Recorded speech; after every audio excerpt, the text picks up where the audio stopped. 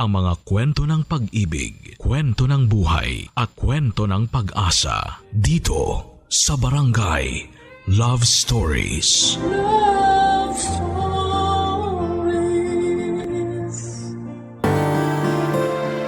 Ang pag-aasawa daw ay hindi parang kaning isusubo na kapag napaso ay ilulunga.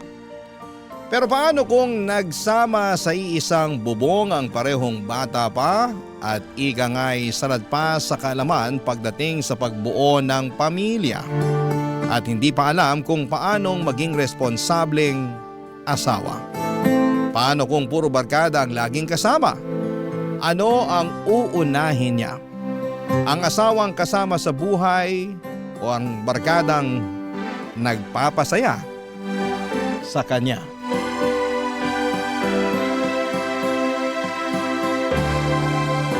Dear Papa Dudut, magandang morning po sa inyo. Alam mo, Papa Dudut, nung una ay hindi ako mahilig makinig sa radyo.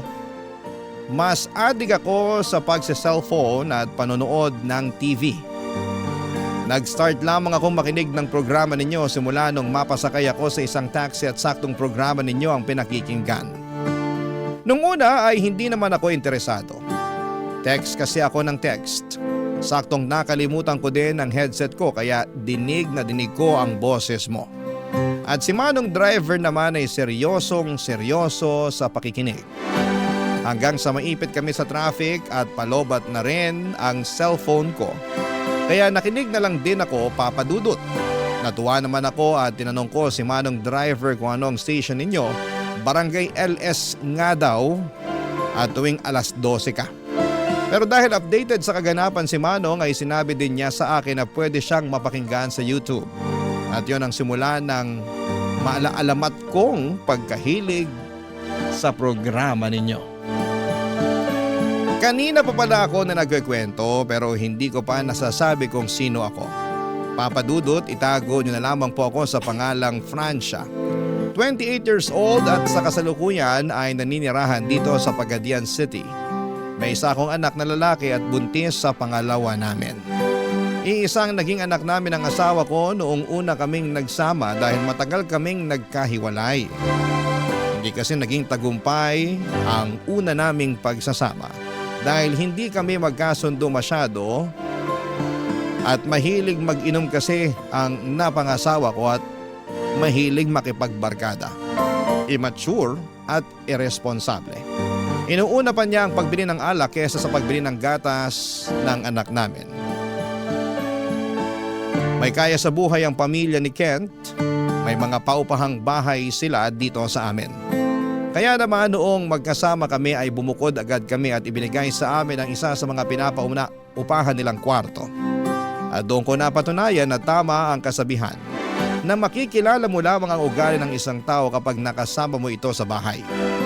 Sa umpisa lamang kami sweet na sweet, ika nga. Doon ko nakita kung gaano siya ka-immature, kung gaano siya katamad at kaburara, at higit sa lahat ay kung gaano siya ka-mama's boy. Gusto sana kaming ipakasal ng mga magulang namin dahil buntis na rin ako ng mga panahon na yon sa panganay ko. Pero dahil sa nakita kong ugali niya ay nagdalawang isip ako kung pakakasalan ko nga ba ang lalaking akala ko'y mamahalin ako habang buhay.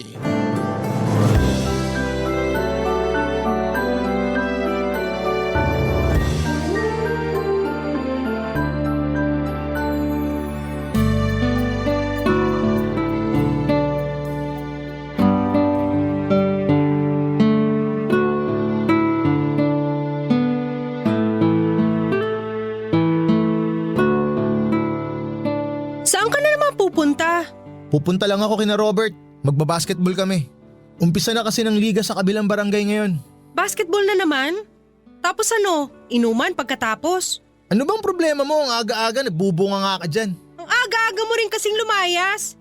Baka akala mo binata ka pa. Bakit? Binata pa naman talaga ako ah. Hindi pa naman tayo kasal.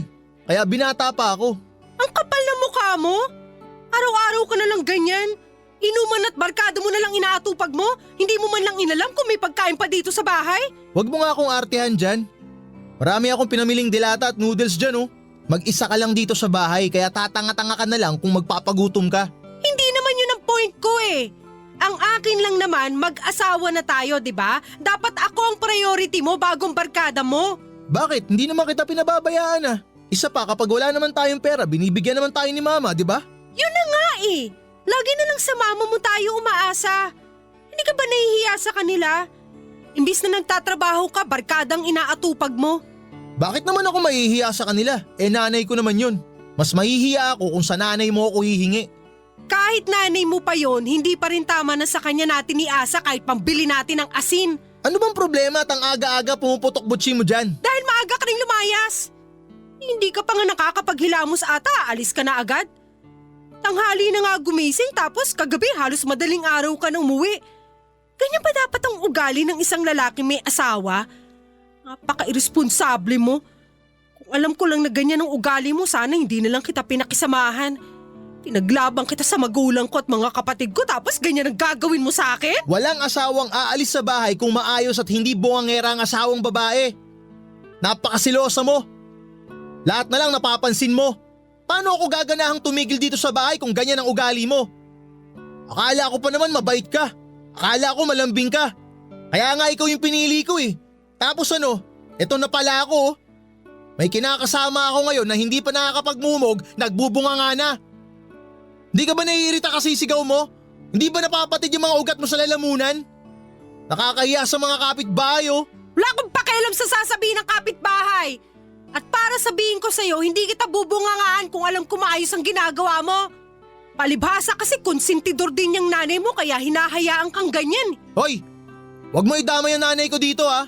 Kung hindi dahil sa kanya wala tayong kakainin, tanga. Na hindi sana mangyayari kung responsable ka.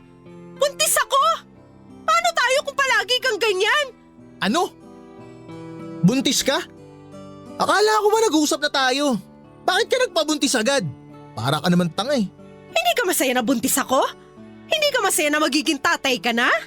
Ay, paano ako magiging masaya kung ganito ang sitwasyon natin? Magiging maayos naman tayo kung uumpisahan mo magpakaama sa magiging anak natin eh. Di ko alam kung kaya ko. Kung magtutulungan tayo, kakayanin natin to. Pero umpisahan mo baguhin ang buhay mo. Ewan ko, hindi ko alam. Sana nga kayanin ko. Hindi na umalis si Kent ng oras na yon. Ilang araw kong napansin na medyo nag-iba ang ihip ng hangin. Bihira na itong umalis at kapag aalis ay madali lamang at bumabalik na.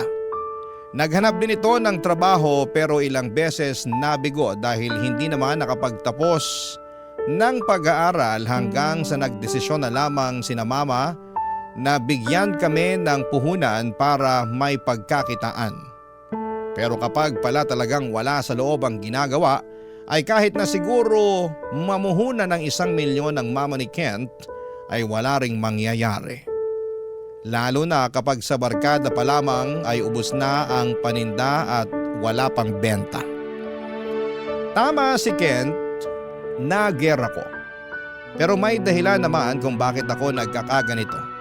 Nakikita ko kasing walang patutunguhan ng relasyon namin kung palaging inuuna pa niya ang pakikipagbarkada kesa sa pagbuo ng maayos na pamilya.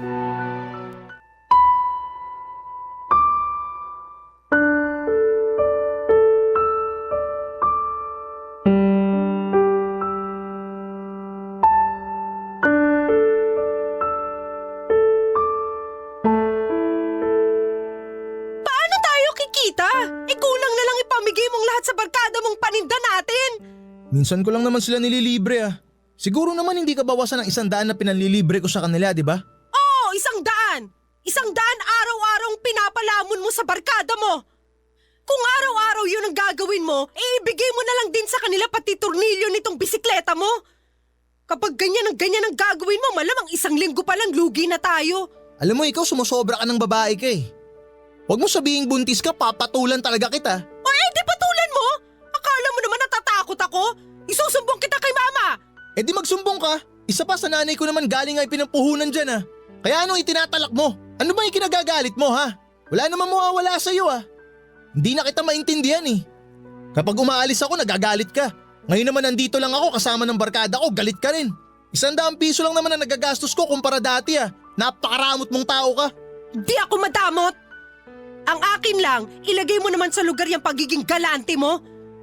Umimihasa yung mga yan eh.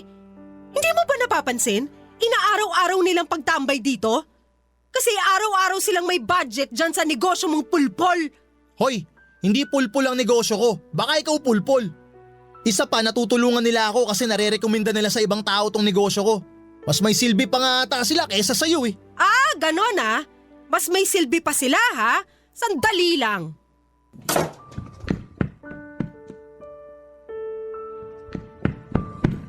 O ayan! Bit-bitin mo na yung mga gamit mo at sumama ka na dyan sa mga kabarkada mo! Tutal naman, mas may silbi pa sila kaysa sa akin! Napakayabang mo naman. Ako pa talaga palalayasin mo? Hoy, ipapaalala ko lang sa'yo ha. Sa nanay ko yung bahay na yan. Kaya kung may aalis dyan, ikaw yon, hindi ako. Ah, ganun ba? Mabuti nga siguro na lumayas na lang ako. Mas mabuti na ako na lang ang umalis. Sige, piliin mo ang barkada mo kaysa sa akin at sa magiging anak mo. Ewan ko kung saan ka pupulutin kapag wala ka na maipamudbud sa mga hinayupak mong barkada na yan. Eh di lumayas ka. Maigi nga yun eh. Para wala nang maingay sa bahay kapag umuuwi ako. Hindi ako magbubunga nga kung maayos ka. Kung hindi ka batugan.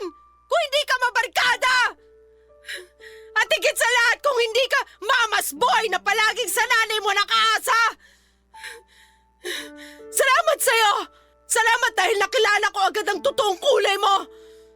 At hindi ako magsisisi na iiwanan kita dahil kung wala akong silbi sa paningin mo, mas wala kang silbi!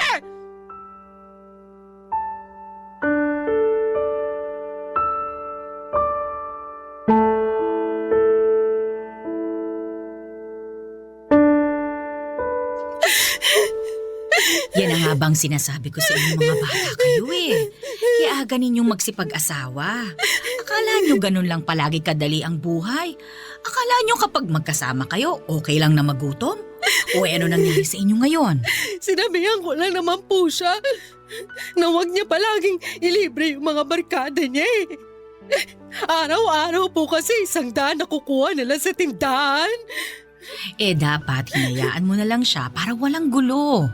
Kung malugi kayo, o edi magnegosyo na lang ulit. Bibigyan ko uli kayo hanggang sa matuto kayong humawak ng negosyo.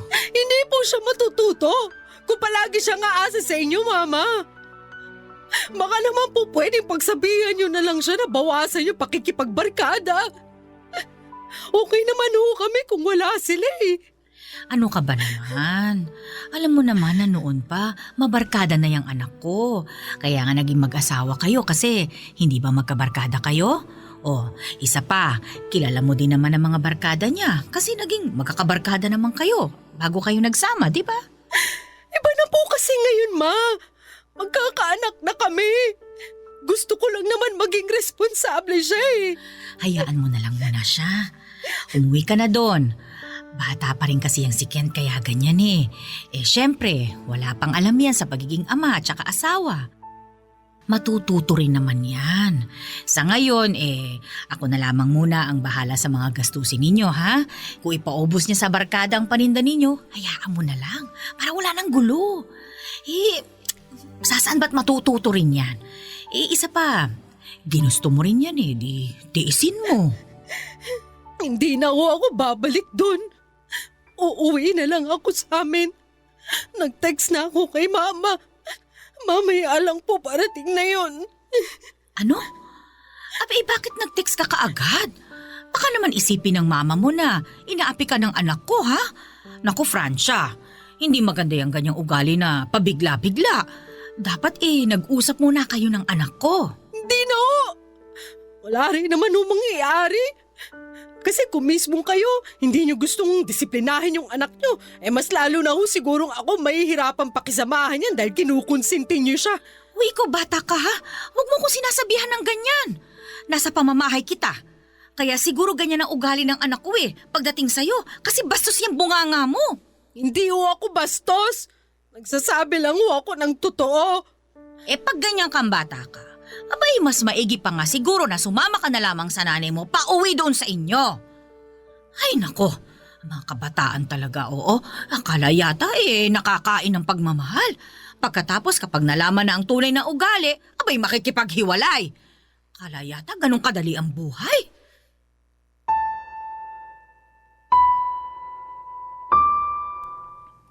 Walang naging maayos na usapan ng mga oras na yon, Papa Dudut. Dahil mas pinaboran ng biyanan kong hilaw ang magaling kong asawa. Hindi ko alam pero pakiramdam ko na mga araw na umalis ako sa bahay namin ni Kent ay parang may bahagi sa pagkatao ko na nakalaya na. Masakit na mahiwalay ako sa kanya dahil mahal ko si Kent. Kahit ganon ang ugali niya. Pero mas mahirap naman kung magsasama kami sa isang bubong na parang laging aso at pusa.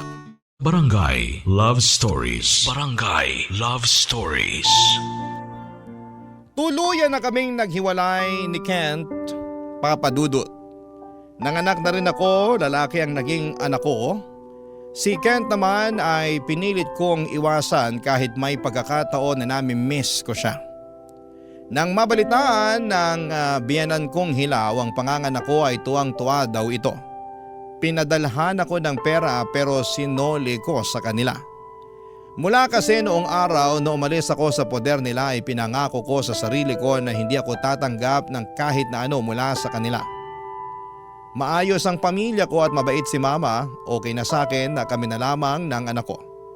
Di bali nang walang asawa, mahalaga ay may anak ako at nasa akin ang anak ko. Nabalitaan ko sa mga kakilala ko na iba-iba daw ang babaeng inuuwi nito sa bahay at nakasuksok pa rin sa mama niya. Sinubukan din itong makipag-usap sa akin at gustong makita ang anak namin. Kasamaan man ang ugali, pinagdamot ko ito sa kanya. Hindi ko siya hinayaang makalapit sa anak ko, Papa Dudut. Wala pa rin kasi siyang ipinagbago. Mahal ko pa siya, Papa Dudut, pero mas pipiliin ko pa na masaktan. Kesa naman makisama sa kanya na puro sakit naman sa puso ang ibinibigay sa akin. Mahirap magtaguyod ng anak ng mag-isa.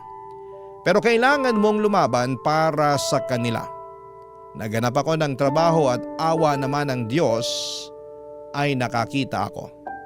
Natanggap ako bilang waitress pero dahil malapit lang naman ang lugar namin ni Kent ay hindi maiwasang magkita muli kami, Papa Dudut.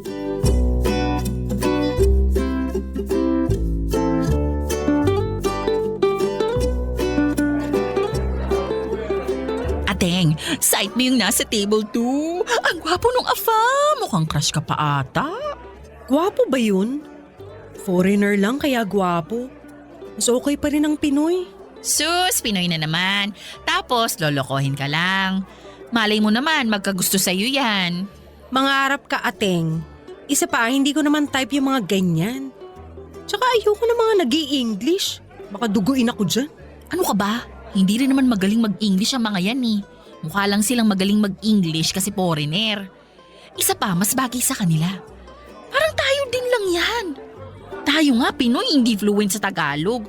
Kaya tsikahin mo na yan. Kasi pag hindi mo chinika yan, ako nga aura dyan. Hala, sige, aurahan mo. Para kapag nakita ka ni Silvestre, kalbuhin ka. Ito naman, joke lang yun. Mas okay pa rin ang Pinoy. Kita mo na. Seryoso, Ateng. Mukhang may tama sa'yo yun. Kanina pa nakatitig sa'yo yung foreigner eh. Pwede ba? Ayoko na magjowa. Lalo na yung kanupa. Huwag na uy. Kahit gaano pa kagwapo yan, mapupudpud lang dila ako dyan. Mabuti pa ikaw na lang mag-serve sa kanya. Ayoko, ikaw na lang. Sige na, subukan mo lang naman. Tsaka hindi naman nakakamatay ang English. Tsaka huwag kang mag-alala kapag ubos na ang isang sakong English mo, andito naman ako eh. Kahit parang hinihilang kalabaw ang English ko, hindi takot titis. Baliw! Hoy, nakalimutan kong sabihin sa'yo. Galing si Kent dito kahapon, hinahanap ka. Os? Talaga? Anong sabi? Bakit daw ako hinahanap? Kung pwede ko daw makausap. Anong sabi mo? Ano bang bilin mo? Diba sabi mo, pag dumating dito at hinanap ka, sabihin ko, wala ka, patay ka na. O edi yun ang sinabi ko. Sabi ko, patay ka na. Syunga ka talaga. Sinabi mo talaga yun. Oy, alangan namang sabihin ko, andun sa kanila, puntahan mo. Hanggang ngayon, in love pa yun sa'yo. Ganun ba sasabihin ko? Ewan ko sa'yo, Ating. Puro ka kalokohan. Hindi na ako kinikilig kay Kent, no? Pwede ba? Kapag umiihi na lang ako kinikilig. Sus, wag ako Ateng. Binanggit ko pa nga lang na pumunta dito si Kent, umilaw na yung mata mo eh. Pero seryosong tanong, paano kung makipagbalikan sa'yo si Kent? Hindi ko alam, Ating. Kasi alam mo, sa totoo lang, mahal ko pa naman siya eh. Kaya lang, hindi ko kayang tagalan yung pagiging immature niya at pagiging mama's boy niya. Paano yung halimbawang nagbago na siya? Tapos sabihin niya sa'yo na kaya na niyang panindigan at kaya na niyang maging responsableng ama. Hindi ko alam, Ating. Basta sa ngayon ang alam ko lang, hindi pa ako ready para tanggapin ulit siya. Mahal ko pa naman siya. Kaya lang, hindi ko pa talaga nakikita ang sarili ko na makikisama uli sa kanya eh. Sa bagay. Pero sana, kapag okay na siya talaga, bigyan mo uli ng chance para man lang sa bata. Isa pa, mahal mo pa rin naman siya, di ba? Oo naman. Kapag nakita ko na okay na siya at gusto niya pa rin kaming balikan, andito pa rin naman kami. Kaya lang sa ngayon siguro, okay na ganito na lang muna kami. Sige, ikaw ang bahala. Sana lang maging okay na kayo. Pero sa ngayon, iserve mo muna dun sa foreigner tong beer niya. Baka mamaya matunaw ang yelo sa tagal ng tsikahan natin. Ikaw kasing hilig mo mang etchos, ayan tuloy, napapadrama na naman ako. Sige na, iserve mo na yan.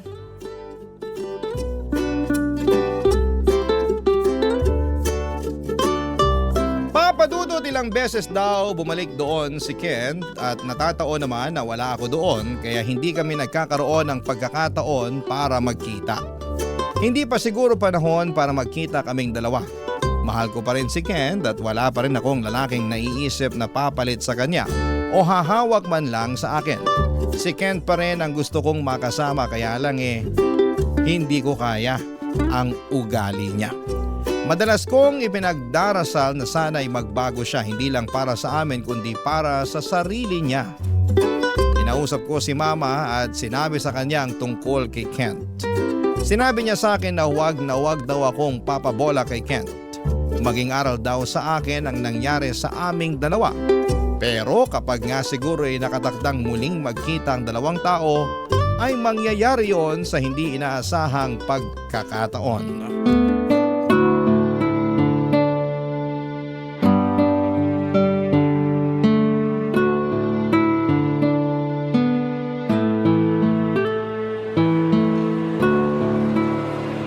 Hello? Oh, Francia, ikaw pala. Baby, sino siya? Ako nga pala si Francia, ex niya. So ikaw pala yung ex niya. Yung naanakan niya? Oo, ako nga. May problema ba tayo doon? Wala naman. Nagpakilala ka kasi kagad na ex niya eh. So, sa susunod, hintayin mong si Kent na lang ang magpakilala sa'yo ha? Pasensya ka na, miss ha. Baka kasi hindi niya ako ipakilala sa'yo. Kaya ako na nagkusa. Ay, ganun pala yun? Sorry hindi kasi ako na-inform na hindi pala dapat ipinakikilala ang mga ex ngayon. Anyway, ako nga pala si May. His present and his future. Forever.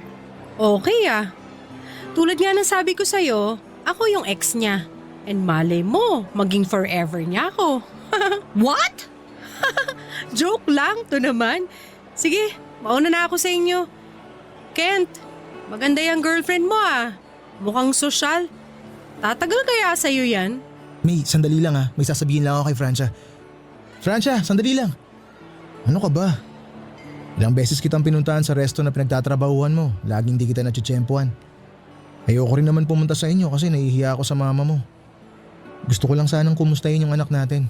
Ay, may anak ka ba sa akin? Parang wala naman. Mag-usap tayo.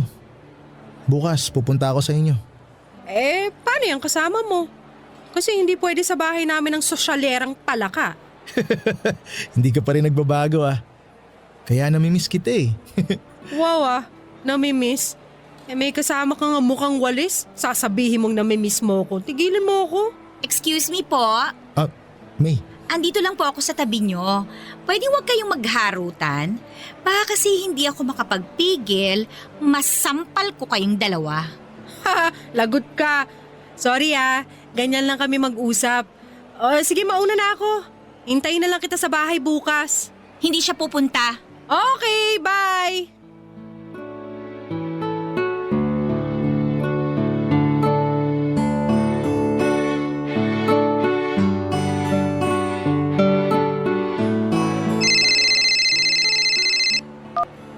Hello?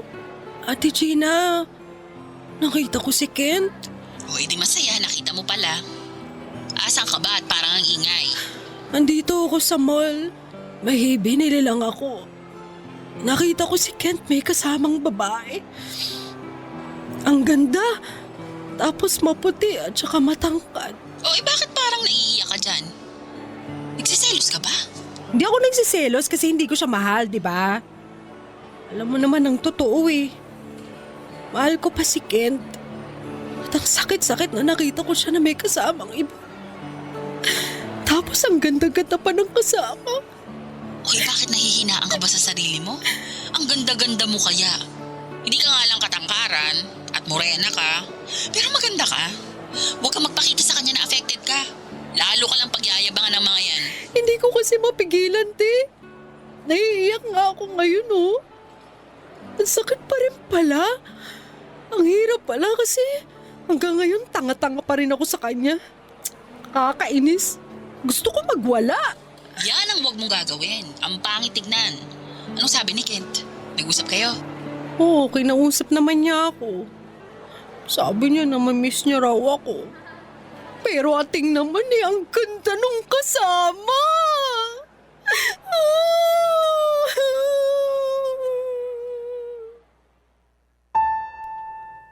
Papa Dudut, gusto kong magwala ng mga oras na yon.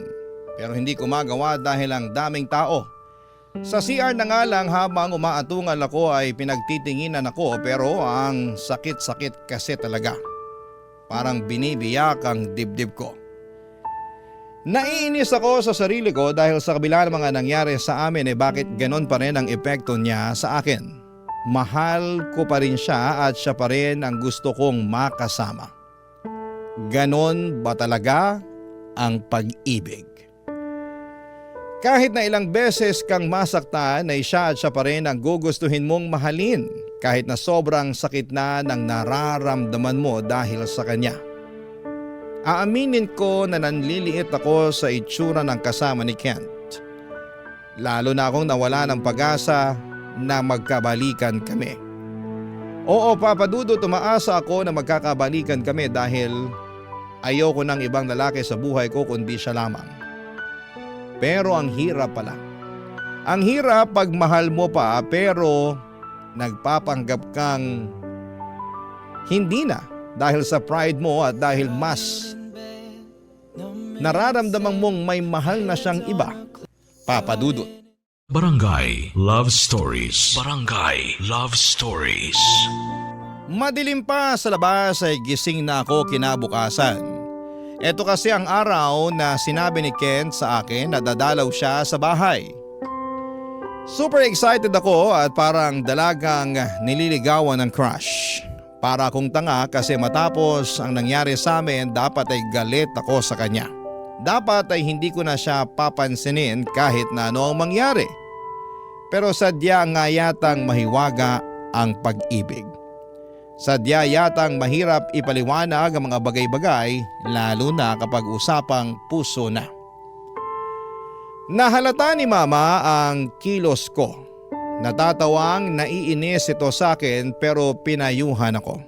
Alam daw niya kung ano ang nararamdaman ko at tama naman si Mama. Kaya lang ay paano nga ba sawayin ang puso? Sana lang ay may magandang mangyari sa pagpunta ni Kent dito. At sana lang din ay hindi lang dahil kay baby kaya porsigidong makipag-usap sa akin. Sana ay nami-miss din niya ako. Sana at maraming sana. Ilang oras na lamang at darating na si Kent. At ilang oras din bago dumating si Kent ay kinausap ako ni Mama ng masinsinan.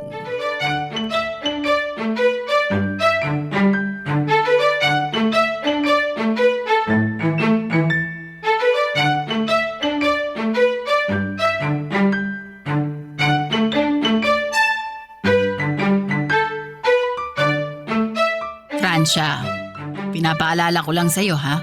Baka nakakalimutan mo kasi kung ano nangyari sa inyo ni Kent. Alam ko naman po, Ma. Alam mo? O bakit kanina ka pa parang sinisilihan ng puwet dyan? Mama naman eh. Anong mama ka naman dyan? Hindi mo ba nakikita ang sarili mo? Bay talo mo pa ang hindi maihing pusa ah. Nahihilo na ako sa'yo sa totoo lang. Kasi kinakabahan ako eh. Mahal mo pa siya no? Ma, Alam mo anak, wala namang masama kung mahal mo pa eh. Ang akin lang ipaalala. Nakilala mo na siya nung nagsama kayo, hindi ba? pero mga bata pa kasi kami noon, Ma. Baka naman po kasi nagbago na siya. Matagal-tagal na rin po kaming hiwalay. Baka naman po nag-mature na siya. Ako nga, nagbago na, di ba? Ay, sa bagay.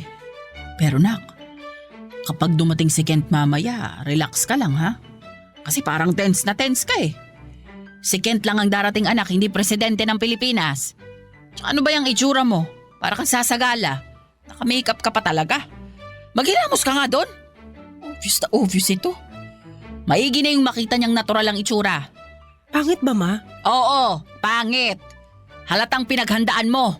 Kurutin kita dyan eh. Hala, maghilamos ka habang wala pa siya. Sige na nga, Ma. Ay, si Kent na yan. Sige na, maghilamos ka na. Sasabihin ko na lang na bababa ka na. Para hindi halatang atat na atat kang makita siya. Salamat, Ma.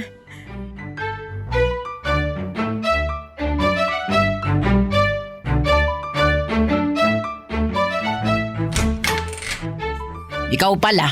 Magandang araw po. Pasok. Tatawagin ko lang si Francia. Salamat po, Mama.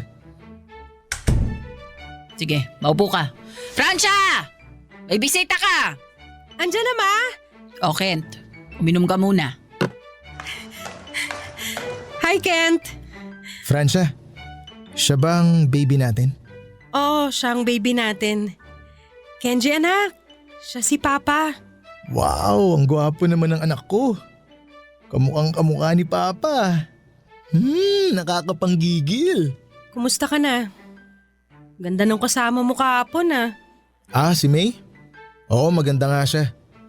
Pero mas maganda ka. Kasi yun maganda lang dahil sa makeup. Buti na lang pala pinatanggal ni Mama yung makeup ko. Anong sabi mo? Wala, sabi ko maganda nga kapag simple lang. Ah, oo. Kasi ikaw natural ang ganda mo. Si May gumaganda lang dahil sa makeup. Kolorete lang niya nagdadala. Kaya huwag kang mainggit sa itsura nun. Hindi ako naiinggit sa kanya, no. Sinabi ko lang na maganda siya pero hindi ako naiinggit, excuse me. Tsaka mas maganda ako ron. Oo naman. Ay, siya nga pala. Pwede ba tayong lumabas ngayon? Kasama si baby? Mamasyal lang tayo.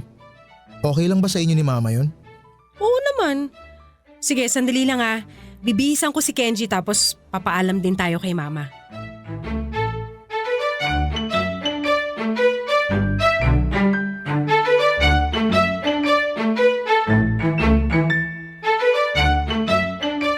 Okay, sige. Pero ang bilin ko ha, hinay-hinay lang. Baka mamaya magulat na naman ako, buntis ka na naman. Mama naman, hindi na mauulit yung dati, okay?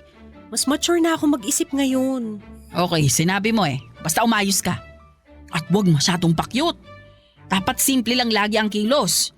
At huwag masyado ding padimyur, hindi maganda. Opo, Ma. Salamat ah.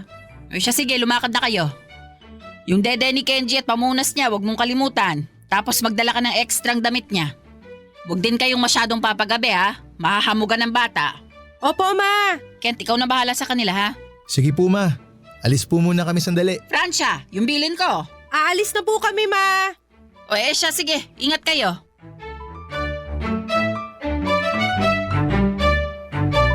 Namasyal kami ni Kent at ng anak ko. Masaya ako, Papa Dudut, dahil ng mga sandaling yon ay para na kaming isang tunay at buong pamilya.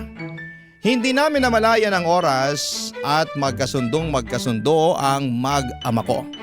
2 taon ko ding itinago ang anak ko sa ama niya kahit magkalapit lamang ang lugar namin ay hindi ko hinayaang makalapit o masilip man lang ni Kent o ng lola niya ang anak ko. Ganon siguro talaga katindi ang galit ko sa kanila noon. Kaya hindi ko sila binigyan ng pagkakataon para makalapit man lamang sa anak ko. Alam ko noon na gumagawa ng paraan si Ken para makita o makausap man lamang kami pero ako mismo ang kusang naglagay ng pader sa pagitan namin. Nasundan ang pagkikita namin ni Kent, Papa Dudut, at umabot nga sa punto na may nangyayari na ulit sa amin.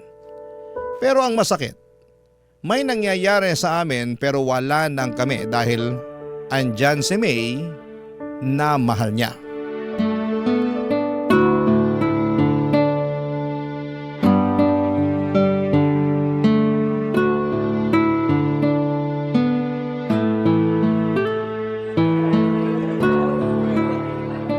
Be, alin ang maganda rito sa dalawa?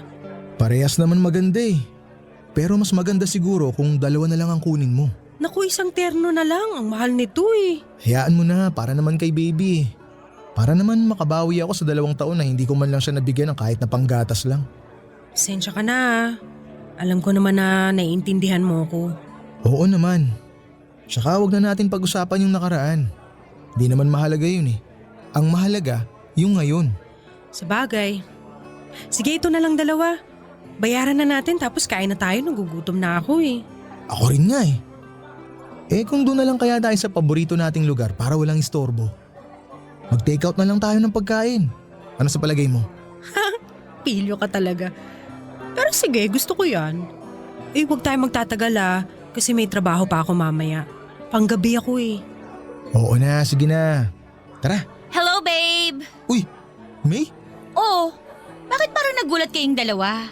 Hindi niyo ba ako ina-expect na makikita today? Babe, kala ko ba sabi mo may importanteng lakad ka today?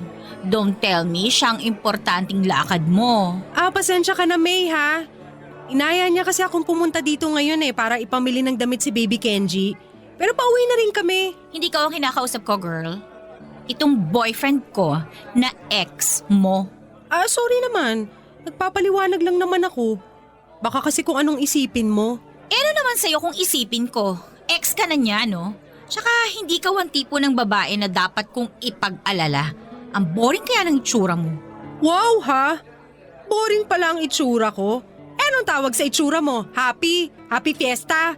Kasi ang kulay mo eh. Para kang banderitas. Di bali ng boring kung ganyan lang din naman ang itsura sa'yo. May sense of humor ka pala. Hindi na ikwento sa akin yan ni Kent, ha? Ang alam ko lang kasi tungkol sa'yo nagger ka daw at walang kwentang asawa. Yun ang sabi niya sa akin, ha? Talaga? So yun palang pakilala sa akin itong si Kent? Nagger? Sorry. Ang ganda naman pala ng pakilala niya sa akin. Nagger pala, ha? Nagger. Bakit? Hindi ba? Hindi naman ako nagger. Sabihin na nating asawa ko na gusto ng responsable at hindi mamas boy na asawa. Talaga? Baka naman kasi kung ano-anong gusto mong gawin sa buhay at hindi ka kontento sa mga naibibigay niya sa'yo, kaya ganun siya. Talaga? Teka, payong kakilala lang ha. Alam mo kung ako sa'yo, mahanap ka na lang ng ibang lalaki. Kasi kung kagaya nitong lalaking to, ang makakasama mo, baka mawala ang kasosyalan mo. Baka pag magkasama na kayo, ni pambili ng makeup mo, sa mama niya kunin. Pero ang saya siguro kung malalaman mo na kami na ulit ni Kent, no? Hindi mo pa kami naabutan kanina? Ang sweet kaya namin bago ka dumating. Ito nga namimili kami ng damit para sa anak namin. Teka lang, Francia. Tumigil ka na. Huwag mo nang patulan si May. Lalaki lang ang gulo eh. Pinagtitinginan na tayo ng mga tao. Kayo na ulit ng babaeng to, ha? Ang kapal ng mukha mo. Matapos kitang mahalin ng todo at ibigay sa'yo ang lahat-lahat, ito pang igaganti mo sa akin? At talagang sa babaeng ito ka pa bubalik, ha? Kala ko ba ayaw mo na sa kanya dahil sa bunganga niya? Tapos ngayon sasabihin niya sa akin na kayo na ulit? Ang kapal ng mukha mo, hayop ka! Hayop ka talaga, Hey, Ken! tama na! Sandali! Ano ka ba? Ang daming tao, nakakahiya! Nahihiya ka? Ginago niyo ako! Mas nakakahiya kayo! Ang kakapal ng mukha nyo! Minahal kita tapos hindi gaganti mo sa akin? Wala naman akong ginawang masama sa'yo ah! Bakit ganyan ka? May, patawarin mo ako. Mahal kita pero aaminin ko sa'yo. Nung nakita ko yung anak ko, parang gusto kong mabuo yung pamilya namin eh. Sana mapatawad mo ako. Hindi kita mapapatawad, hayop ka! Magsama kayong dalawa! At ikaw na babae ka! Ang landi mo! Iniwan-iwan mo tapos ngayon babalik ka na parang wala lang sa'yo! Napakalandi mo! Hayop kayo! Pasensya ka na. Hindi ko naman sinasadya na mangyari ulit to eh. Kaya lang hindi ko napigilan. Pasensya na rin kung nakapagsalita ako ng masama. Naiintindihan ko ang nararamdaman mo. Babae ako at masakit rin para sa akin kung sa akin mangyayari to. Alam mo naman pala eh! Bakit pinatulan mo ulit siya? Mahal ko siya! Hindi ko kaya mawala siya sa akin! Pumapayag naman ako na magkita kayo para sa bata eh! Pero wala nang dapat mamagitan pa sa inyo! Hindi ko rin alam kung paano ipapaliwanag basta ang alam ko, nahuhulog na uli yung loob ko kay Kent. Teka, sandali. Pasensya na kayong dalawa. Dahil sa akin naging magulo ang buhay nyo. Inaamin ko, kasalanan ko to. Pero please, pag-usapan natin to ng maayos, yung hindi dito, sa ibang lugar. May tamang lugar kung saan pwede kayo mag-away at kung saan pwede nating pag-usapan to. Please naman oh, pinagtitinginan na tayo ng mga tao oh. Alam kong pareho ko kayo nasaktan. Pero pwede ba? Kumalma lang kayong dalawa. Wala akong pakialam sa mga taong yan! May halika nga rito sandali. Ano ba nasasaktan ako? Bitawan mo nga ako! Pag-usapan nila ako kung gusto nilang pag-usapan. Ano ba? Isang bagay lang naman ang gusto kong marinig mula sa'yo, Kente.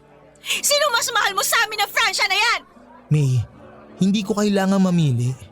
Yung sinabi ko kaninang nararamdaman ko na gusto kong mabuo yung pamilya namin, bugso lang ng damdamin yun dahil unang beses ko nakita yung anak ko. Alam mo naman na ikaw ang mahal ko eh.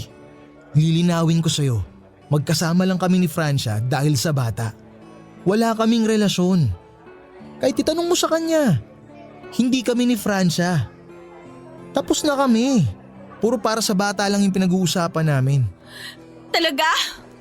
Hindi mo ba ako binobola? Bobolahin ba naman kita? May, tama na to. Ang daming tao. Nakakahiya na. Sige, siguraduhin mo lang na hindi mo ako binobola dahil may kalolog ka sa akin. Kilala mo ako? Oo, sigurado ako hindi kita binobola.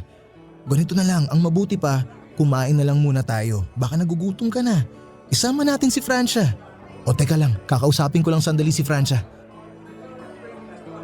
Francia, tara, kain na muna tayo. Tayong tatlo nila May. Hindi na. Kayong dalawa na lang. Magpasalamat ka at may delikadesa pa ako. Gustong gusto kitang sampalin ngayon. Dinig na dinig kong pinag-usapan yung dalawa. Kapal na mukha mo. Parang ako pang lumalabas na nakikiamot ng pagmamahal sa'yo.